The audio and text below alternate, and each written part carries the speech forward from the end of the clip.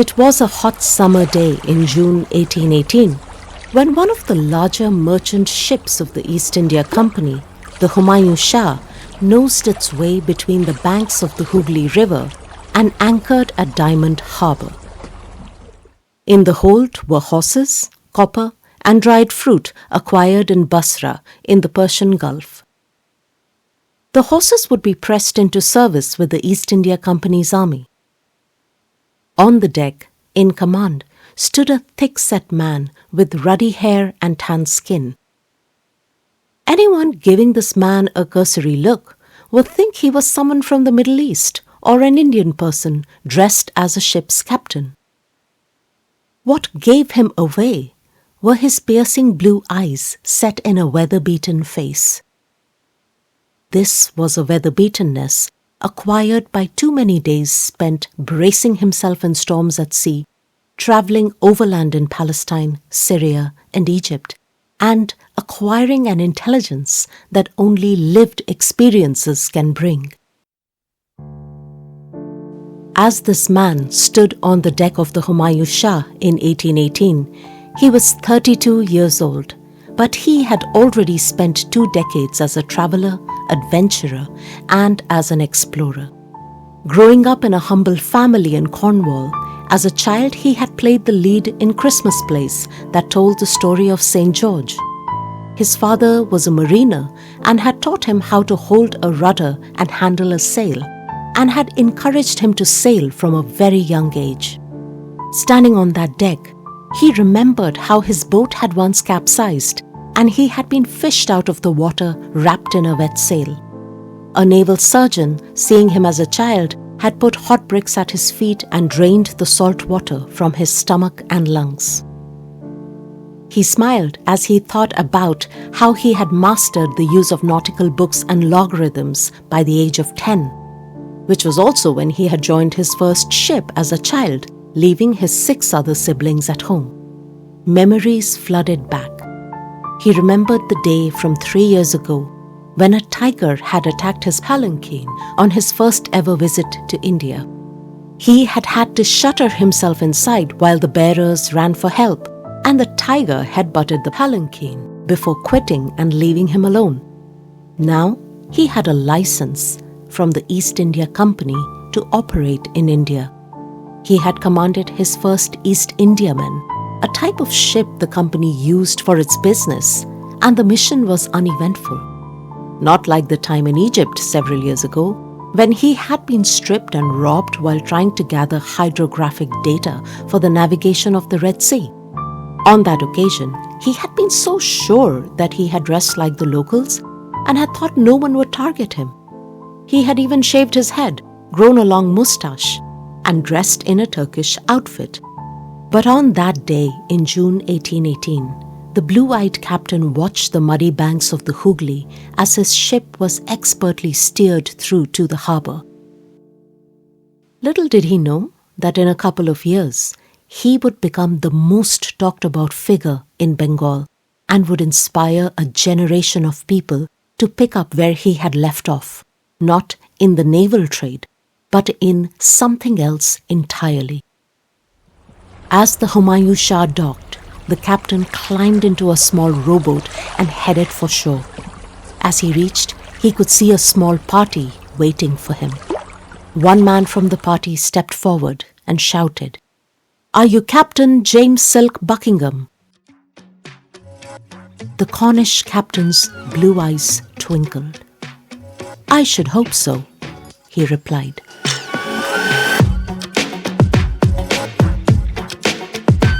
This is Reality Scribes.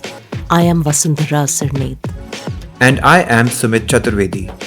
We are Indian journalists who in this podcast are telling you the story of the origins of Indian journalism and taking you through the history of Indian society's news and information ecosystems, our news culture, and how these have evolved over years, decades, and centuries.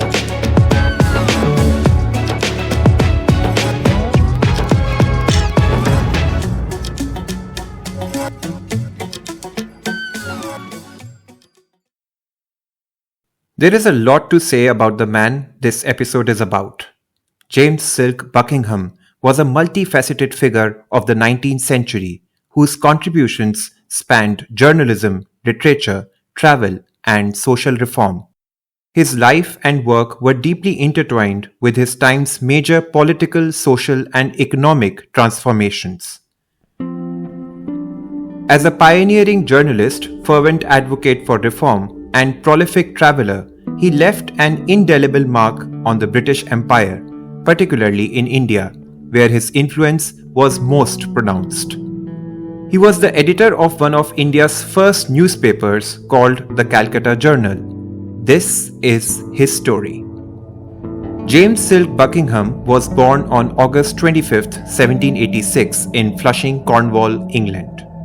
His early years were shaped by the seafaring traditions of his family. His father Christopher Buckingham was a mariner, and young James was exposed to the world of the sea from an early age.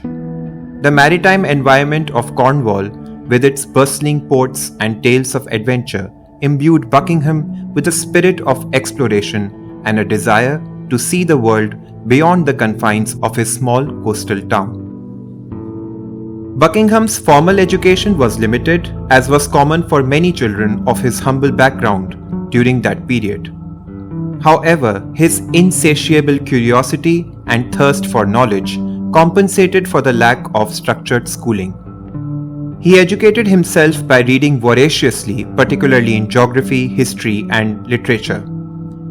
This self-directed education would later become a cornerstone of his intellectual pursuits and his career as a journalist and a writer. At the age of 10, Buckingham was sent to sea as an apprentice, following in his father's footsteps. The experience was formative, exposing him to the rigors of maritime life and the challenges of navigating the oceans of the world. His early voyages took him to various parts of Europe and the Mediterranean, and these experiences laid the foundation for his later travels and writings. The harsh realities of life at sea also instilled in him a sense of discipline and resilience that would serve him well in his future endeavors. In 1818, now in the third decade of his life, he drifted through Calcutta's segregated neighborhoods, awaiting a new assignment for the Humayun Shah. He had already acquired the status of a free mariner licensed by the East India Company Board of Directors. Before long, he was given a new assignment. This time, the Humayun Shah would not carry horses, but human freight. Buckingham was ordered to go to Zanzibar, an archipelago of the coast of East Africa, on a slaving voyage. At that time, Zanzibar was a central point in the Indian Ocean slave trade. In his 32 years, Buckingham had lived with the poorest and the wealthiest people across the region we know today broadly as the Middle East. His whiteness gave him access, passage, and an audience. His ability to go native made him somewhat popular with locals. On one occasion during his travels, he had been so convincing that locals had thought that he was Muslim. As his biographer Ralph Turner writes, the locals were just confused about what kind of Muslim he was. His travels had taught him one universal truth. Everywhere he went, there were the rich despots and there were the poor. Always, the poor were at the mercy of the rich despots. He often compared these societies with his own back in England, where the aristocracy had appropriated most of England's wealth. And then there were people like his own family, those who struggled. This had instilled in him an understanding of the parasitic nature of the wealthy and how they built systems that could continue their privilege and despotism.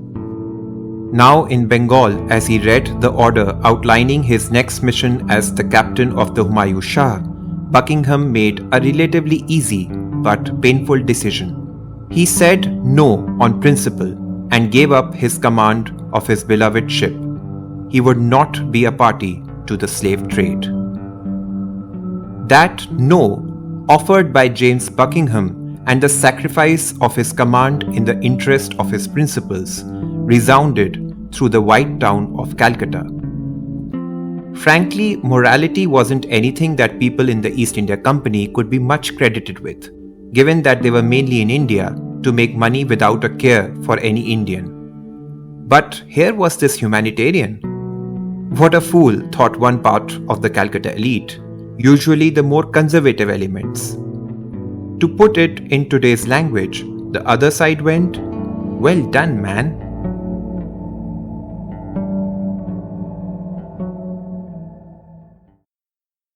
To fully understand what came next in Buckingham's life, we need to set the stage for you. You see, in 1813, a clause was added to the East India Company's renewed charter, which said that England's duty was to promote useful knowledge in India and, quote-unquote, improve people morally and religiously. Shortly after, two new men were seen in Calcutta. One was Reverend Thomas Fanshawe Middleton, an Anglican who subsequently became the first Lord Bishop of Calcutta. The second holy man was Reverend Samuel James Bryce, a Scottish Presbyterian.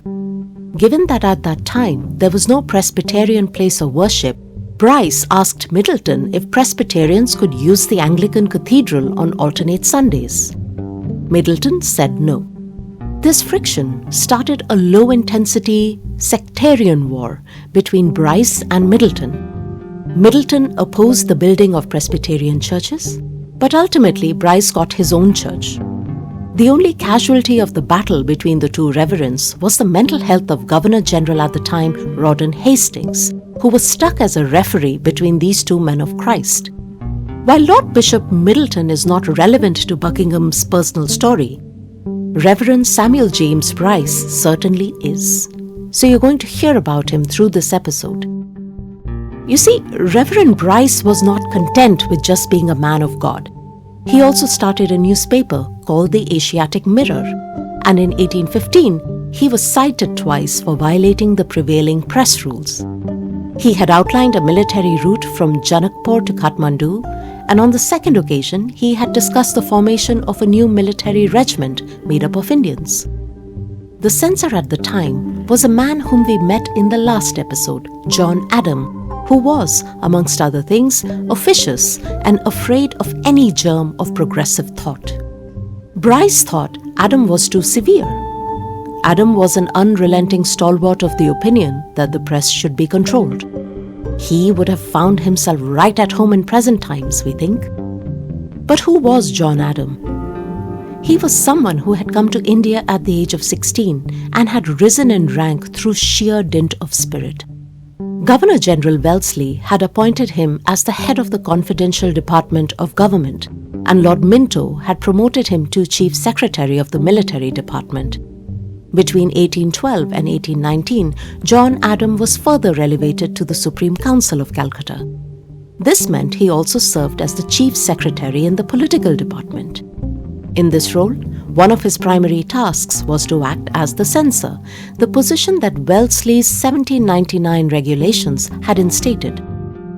From what we can discern, his long career as a bureaucrat had made John Adam a stickler for rules and fine print and had hardened his unlimited conservatism. Adam reflected old conservative anti-progress Toryism, a political ideology associated with Britain's Conservative Party that persists even today. Even back then, this group of privileged individuals opposed anything that threatened their positions, including laws and reform and any criticism of their behavior or ideals. Needless to say, above all, they hated a free and critical press. Ralph Turner, the biographer of James Silk Buckingham, wrote, "They feared the press as the agent of the diffusion of knowledge. They preferred an India where Indians had no political knowledge about the actions of the East India Company's officials and were ignorant." Adam reflected all of these beliefs, especially the idea that the power of the East India Company could only be maintained by preserving the habitual deference for its authority and judgment. That may sound familiar. Where have we heard or seen something like that recently, I wonder? We spoke to historian Callie Wilkinson, who you've already heard from in our previous episodes, to learn more about John Adam. It's interesting. I find Adam, he's an interesting figure because he has this long career in the company, but he's often part of the backdrop where a lot of his friends and colleagues are more famous or better known than he is. And so as a result, he's a figure who appears a lot in a lot of histories of the East India Company, but is often kind of in the shadows. I think one of the things that's kind of interesting about the East India Company is that at the very top, it's a relatively small group of people who all know each other and who have kind of friendship and family connections, but also rivalries and also kind of, in some cases, deep-seated hatreds for each other. And so it can sometimes become a bit blurred what is sort of political and ideological, what is personal, and whether it even makes sense to separate those two things when they so often seem to blur together. So in John Adams' case, he is someone who has a lot of family connections within the East India Company. He has a lot of friends who are quite prominent, all of whom are usually considered to have a more conservative vision of what empire in India should be. So, for example, like one of his best friends is Mount Stuart Elphinstone, who is kind of famously associated with an idea of trying to govern India in what he perceives to be like an Indian style of rule, and maybe embracing what he perceives to be sort of a more traditional, despotic approach. And so I think we can situate Adam within that tradition as someone who is maybe not so comfortable with reforming the East India Company, as someone who perhaps doesn't really see it as being appropriate to apply what he sees as a British style of rule to a country that he views as fundamentally different. I think that's part of what's going on there, is maybe a conservative and kind of Orientalist approach to government. But there does seem to be something about personality to it. I think Marquis Hastings was a very liberal figure. He saw himself as a champion of many kind of reformist causes. And so he was personal friends with the proprietor of the Calcutta Journal, and he saw himself as kind of a protector of James Silk Buckingham. And so he was quite willing to be very forgiving of Buckingham himself, though less so of some of the soldiers who wrote for the Calcutta Journal, interestingly. John Adam always had a very different view of it. He took more seriously the threat that the newspapers posed. I think in a way, people like Marquis Hastings and later governor generals who followed after him, they weren't ever really sure how seriously to take the newspapers as a threat. They weren't really sure how many people were reading them, or even if people were reading them, are people really going to act on anything that the newspapers say? And they were also sort of questioning, are the newspapers just a reflection of what people already think? Like, to what extent are they actually sort of stirring up public discontent, or are they simply reflecting a discontent that's already there, and so in a sense it doesn't make a difference? Whereas I think John Adam really seems to have believed that actually the press was creating a lot of these discontents, that those discontents wouldn't be there if the press weren't giving a platform and if that wasn't kind of aggravating it. And so I think what you're also seeing is a difference of opinion about what the press is and what it does. Because it's not just Buckingham, he also is much more punitive when it comes to people writing to the press, and he also takes much more seriously the letters that are being written. Whereas other members of his council, they're like, what's the big deal? It'll be here today and gone tomorrow. People will forget it.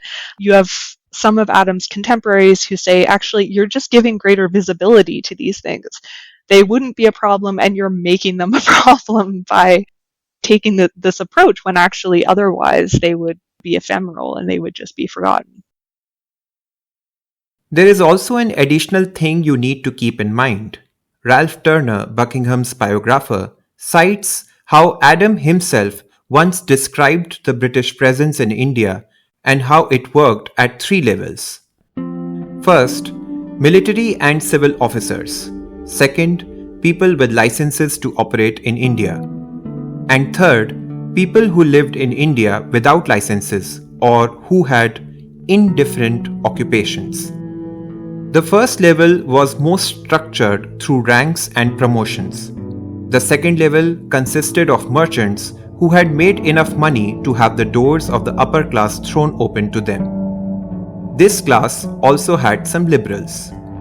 The third level consisted of adventurers and opportunists who followed in the wake of the East India Company with no role or responsibilities. Buckingham's Calcutta Journal found an audience in all these three categories. In 1811, the issue of controlling Indian newspapers was debated in the House of Commons in England. Some MPs outlined doomsday scenarios of Indians revolting and massacring every English person. That is how scared politicians of the time were of a free press. It is against this backdrop of fear of an outspoken and free press that Buckingham landed in India. By this time, the French Revolution that began in 1789 had inspired ideals of equality, liberty, and freedom in various parts of Europe. But these ideas remained marginal in India, which was ruled by local despots and English ones. He arrived at a time when a local Indian or an Anglo-Indian could not sit on a jury or hold any important political office. In this dismal scenario, there was one man who stood out, Francis Rawdon Hastings. Hastings began public works in Blacktown, created ghats along the Hooghly. He also reorganized the police system and extended the power of native judges. Also, like a king practicing humility on a rare appointed day, he would walk around the city and allow anyone to come to him with their problems. If the old Tories clutched their pearls at this sort of revolutionary behavior, what he did next probably induced heart trouble in many company officials. He appointed natives to posts in the civil service and paid out of his own pocket to support schools so that Indians could be trained for such posts. Hastings' liberalism stood out, but it was also short-lived. However, what it did do was widely cede his attitude to the press. He thought a free press was a good thing to have in England and in India. This belief is what made him reverse Wellesley's policies. In 1818, the Serampore missionaries started the first Bengali paper called Samachar Darpan. Hastings wrote a letter expressing his approval of this effort. There was a catch though. He also had to meet the conservative elements of the company in the middle. So he removed Wellesley's rules and put in place his own set of rules instead. The 1818 rules stipulated that editors could not publish proceedings of public authorities, offensive remarks about the public conduct of council members, judges, and the Lord Bishop of Calcutta. They could not publish anything that could create an alarm or suspicion amongst the native population, and they could not publish any private scandals. As we mentioned in the last episode, while formal press censorship was abolished by Hastings, the new rules were merely old wine in new bottles. The problem was that despite all this goodwill, Hastings never presented the rules to the Supreme Court to register them, so they never really became legally binding. Another slight problem was that his own censor John Adam thought that abolishing censorship was the worst idea Hastings had ever had. But amongst the tribe of English editors in India, Hastings was a demigod.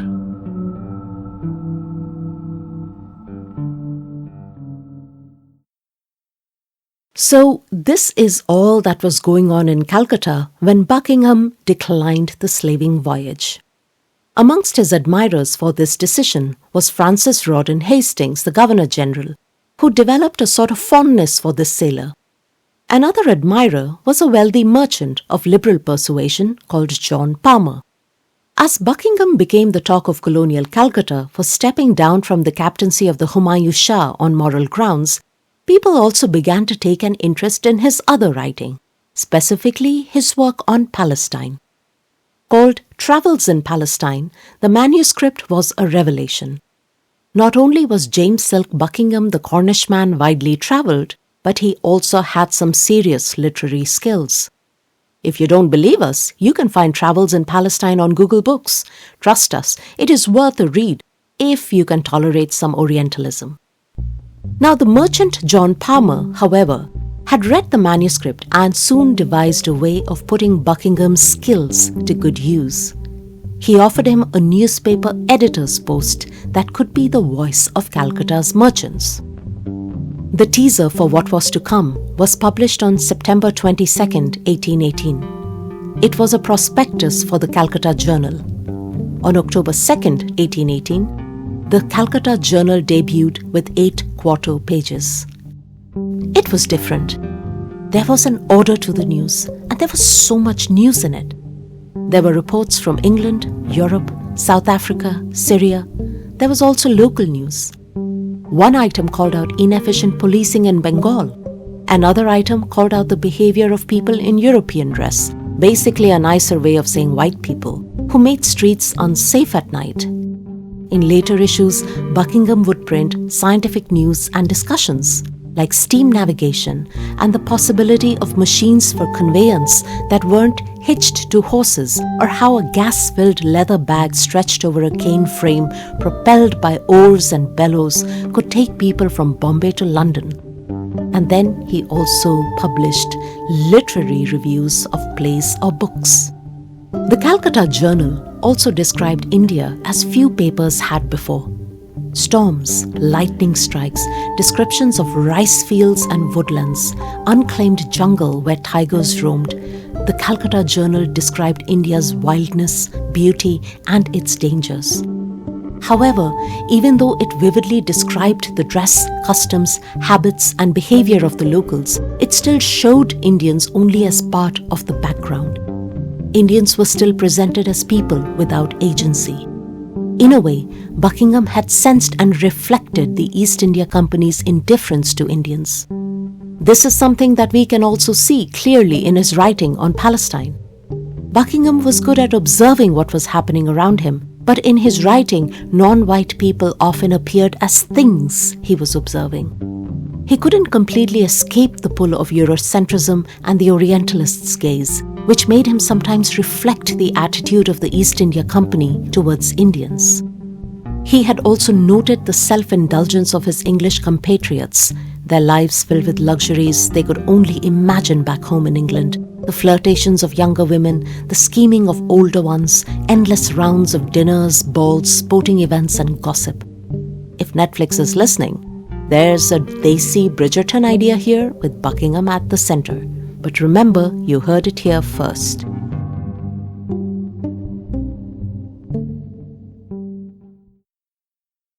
Buckingham observed all of this. He also spoke out sharply against sati or widow burning and about the East India Company government's indifference to it. He pointed out the East India Company's monopolistic practices and advocated for free trade. After all, his publication was supposed to be the mouthpiece of the merchants. Slowly but surely, the Calcutta Journal became an overnight and sustained hit. Its subscriptions grew, and almost single-handedly, Buckingham became the most formidable enemy of the old Tories of Calcutta. What was most concerning for the East India Company was that he batted for the freedom of the press. In 1820, the Calcutta Journal declared that the function of the press was to admonish governors of their duties, to warn them fearlessly of their faults, and to tell disagreeable truths. He also wrote, "Philosophy, wisdom, and liberty support each other. He who will not reason is a bigot. He who cannot is a fool. And he who dares not is a slave." For Buckingham, a free press was doubly important in India, as the country barely had a middle class and had no legislature.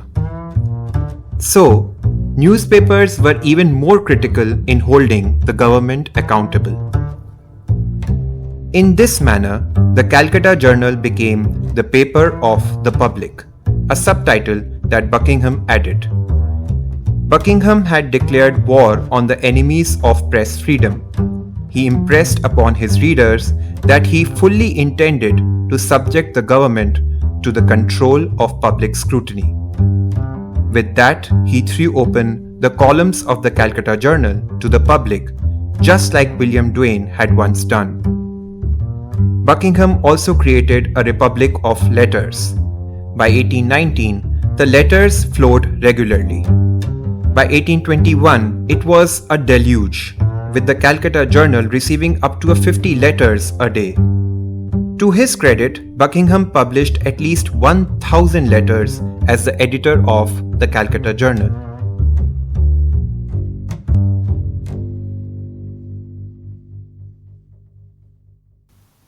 Like what happened at the time of William Duane, these letter writers picked pseudonyms. Veritas, Induratus, Rogator, Sam Sobersides, and many others. All letter writers wrote about a diverse set of issues. From railing against prevailing sartorial fashions, to complaining about the state of Calcutta's Chowringhee theatre, to decrying overcrowded auctions, there was no issue too small to be considered for publication. Along with this came the heavier letters about the conditions in which Indians lived at the time, exemplified by the practices of widow burning, infanticide, and the conditions of the poor. Some were even bolder and trained their pens at the administration. The postal service got some flack, as did the police, for being inefficient.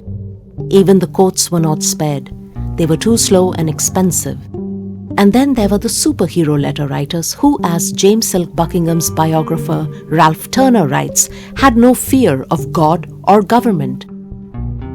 They attacked the military.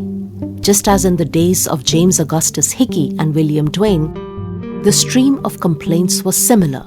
Nepotism, patronage, slow promotions, and unfair and untimely pay.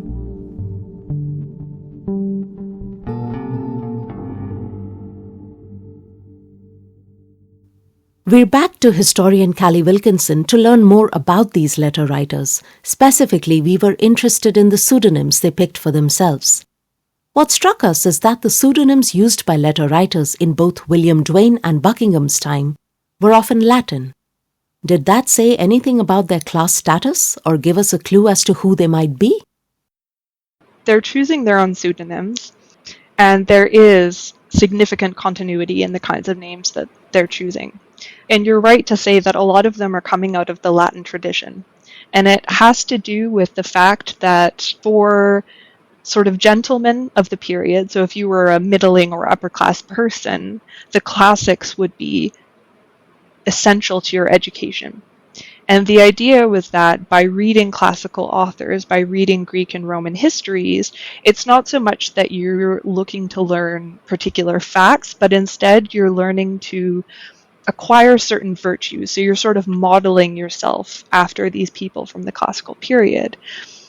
And that's a big part of why soldiers are writing letters in the first place, is that they really identify with a political tradition, even a Republican political tradition.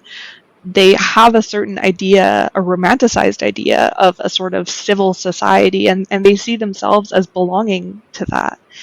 And in some ways that comes into conflict with their identity as soldiers, but they're always insisting that even though they are soldiers, they remain citizens, they remain gentlemen, and they have a right to participate in political debate. So that's sort of what is being indicated. They're choosing a lot of names from classical tradition that are associated with particular Republican virtues. That's kind of what's going on there in terms of the choice of pseudonym, although sometimes the pseudonyms are a bit less creative, so they'll also simply choose pseudonyms that indicate their rank. That's pretty common. Or which army they belong to.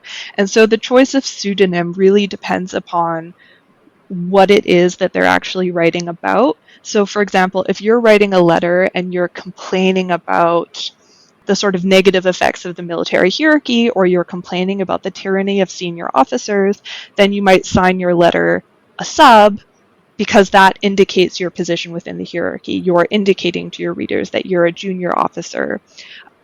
Or, if you're writing something on a more abstract level about political virtue or about civil society, then in that case you might choose to a sort of Latin pseudonym. And again, it's sort of indicating where you position yourself and what the purpose of the letter is. So that's sometimes what, from a historian's perspective, can make it quite difficult when dealing with these letters, is because people's pseudonyms is so contextual, and we only really know that the authors are soldiers if they indicate that to us, and they're only likely to indicate that if they're writing on military subjects. So officers probably wrote on a lot of different subjects, but the pseudonyms that they chose in those instances wouldn't indicate that they were military men because they wouldn't necessarily consider that relevant to the letter. And again, because so many of them are choosing the same pseudonyms, it's really hard to distinguish between individuals.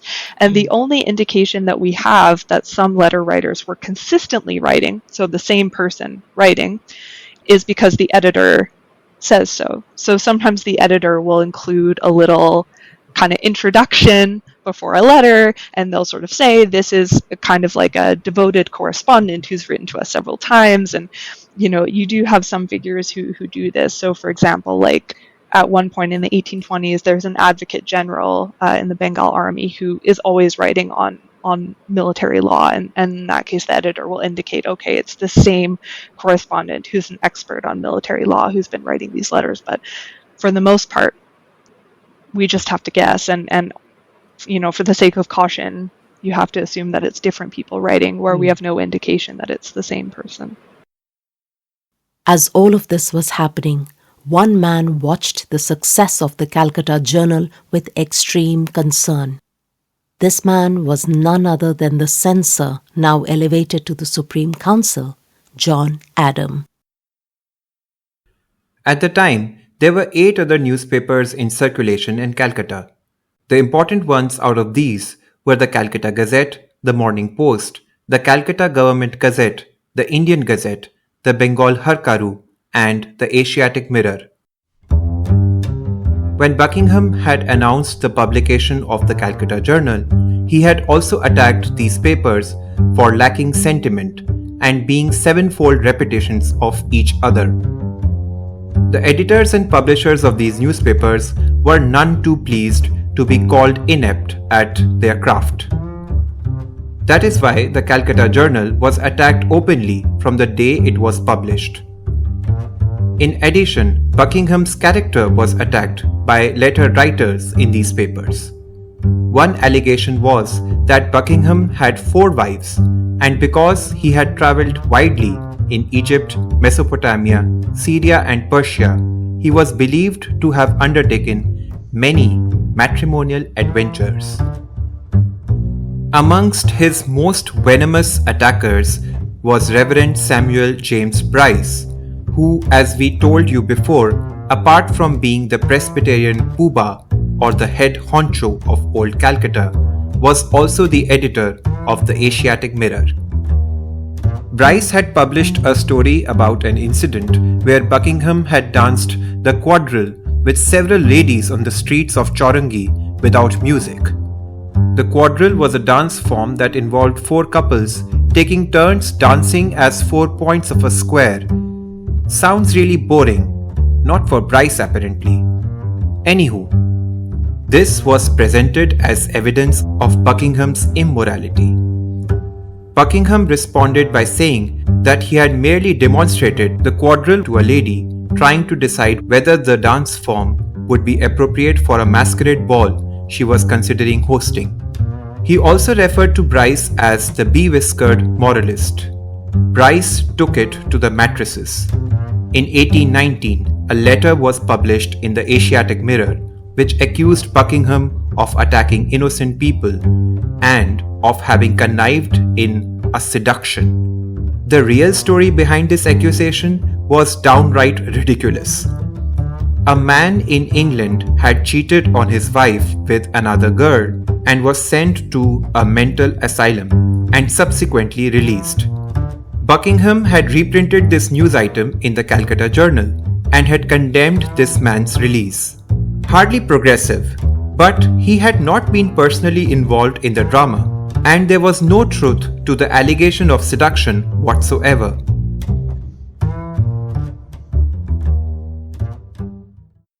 However, the Calcutta Journal only grew stronger despite these obstacles. By 1819, it had over 400 subscribers, a significant number for newspapers at the time. By 1822, it would reach 1,000 subscribers. Many YouTube accounts could only dream of this number today. The Calcutta Journal's subscribers were mainly civil servants, military officers, and merchants. With such popularity, Buckingham could afford to indulge in a price war with his competitors. The Calcutta Journal was cheaper than its rivals.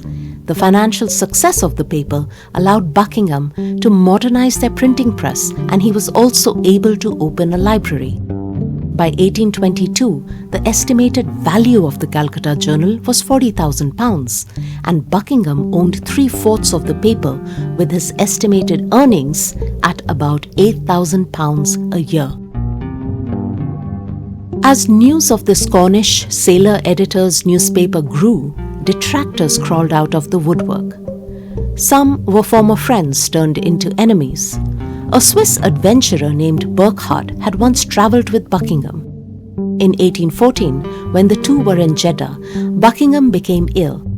He had, on this occasion, borrowed some money from Burckhardt, and Buckingham had not paid him back. In 1815, Buckingham had outlined his plan to travel to India overland through Syria and Mesopotamia. Perhaps it was professional rivalry or jealousy between the travellers who wanted to explore eastern lands, but that was the last time the two had met. By 1817, Burckhardt had died. Now, just when things were coming together for Buckingham in Calcutta, Burckhardt's accusations found a new life. He had formerly described Buckingham as a swindler, a liar, and an impostor who had deserted his wife. The Calcutta Journal's rivals learned of these pronouncements and pounced on these second-hand accounts of what Burckhardt had said about Buckingham when he was alive. And they published them. Another man in Egypt saw red when he read the news that Travels in Palestine by Buckingham was going to be printed. This was someone whom Buckingham had described as his former travelling companion in Palestine, a man called William John Banks Jr. William John Banks Jr. alleged that Buckingham was not his companion, but rather his hired help, and had stolen all the material that he had then turned into Travels in Palestine from him. Therefore, the book was based on his notes. Luckily, Buckingham had a letter from Banks which stated that Banks was the one who had courted Buckingham to travel with him, and he was not his hired help. But the damage had already been done. Banks had taken his side of the story to Buckingham's publishers in England before Buckingham could plead his case, and the contract for publication was broken. Buckingham had to find a new publisher. Eventually, Longman published the book in 1821, and it got good reviews.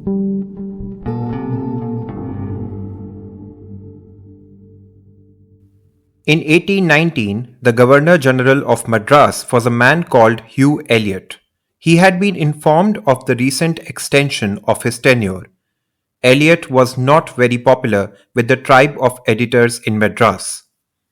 He had newspapers submitted twice for censorship and edited out the sections he did not like. Therefore, when the Calcutta Journal referred to his reappointment as Governor-General as a public calamity, Elliot was incensed. He wrote to the Calcutta government and demanded that the editor be punished. At the time, the Advocate General at Calcutta was a man called Spanky, who did not think that the description of the appointment was tantamount to libel. He thought that Buckingham should only be given a warning. Also, by this time, John Adam, our censor friend, had been elevated to the Supreme Council of Calcutta. So he was no longer the censor and had been replaced by a man called William Butterworth Bailey. Bailey sent a letter to Buckingham informing him that he had displeased Elliot. Buckingham made all the right noises in his reply and also pointed out that if public slander was a problem, he had been slandered by every single rival newspaper, but nothing had been done about it. This set the tone of Buckingham's response to every salvo fired at him and his publication from then on. He would regret what he had printed but never comply with the rules. Also in 1819, Buckingham published remarks from some members of the Anglican congregation, a local church community, who were opposed to the conduct of the Select Vestry, a decision-making body of the parish made up of the Governor-General, the Lord Bishop, and the chaplains of the parish. The Select Vestry had fired elected administrators of the charities of the Anglican Church and replaced them with its own appointees. There was outrage in the congregation as this was a violation of the rules of the parish laid in 1787. Other papers refused to censure the Select Vestry's conduct. Buckingham allowed for the grievances of the annoyed congregation to get some air in his paper.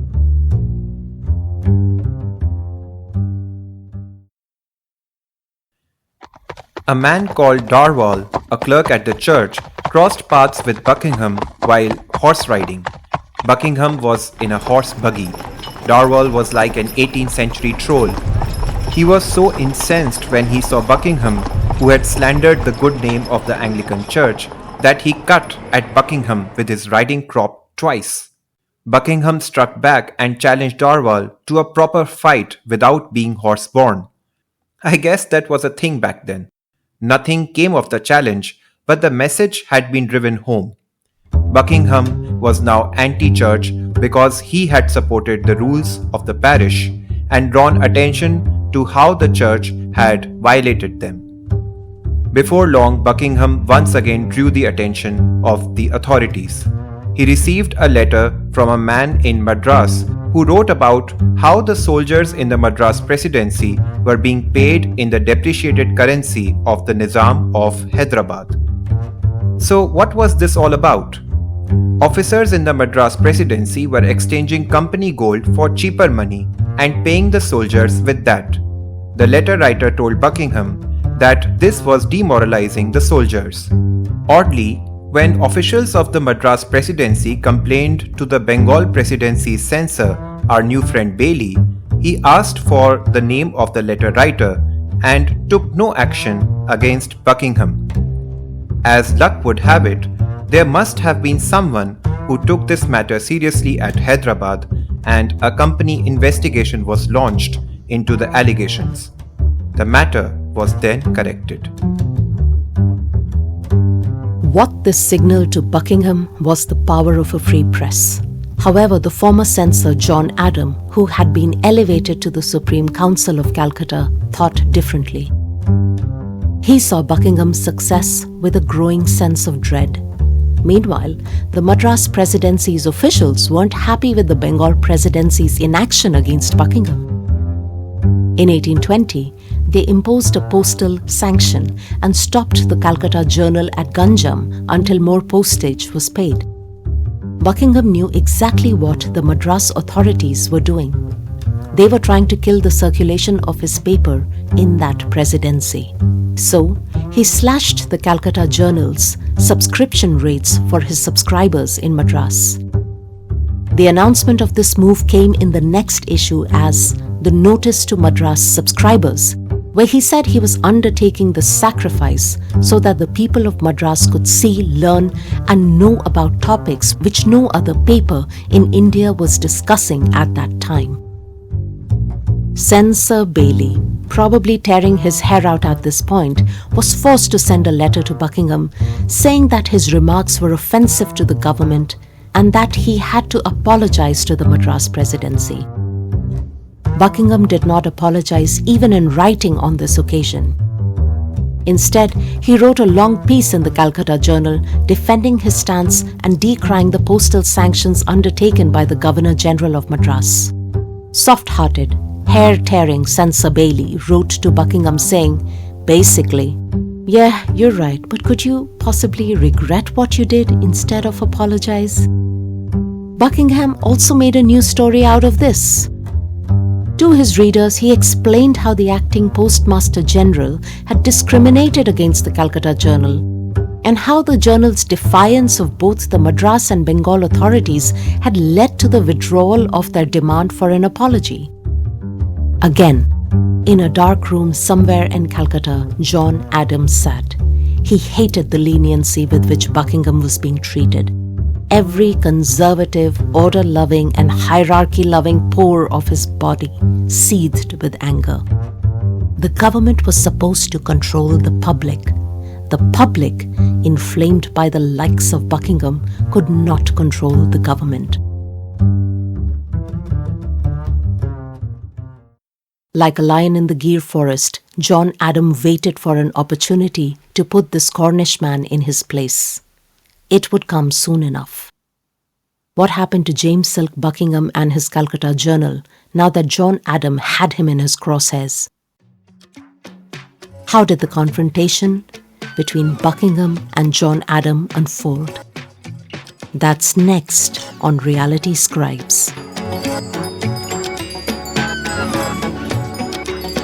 We would like to thank Dr. Callie Wilkinson for her invaluable insights and time that helped us craft this episode.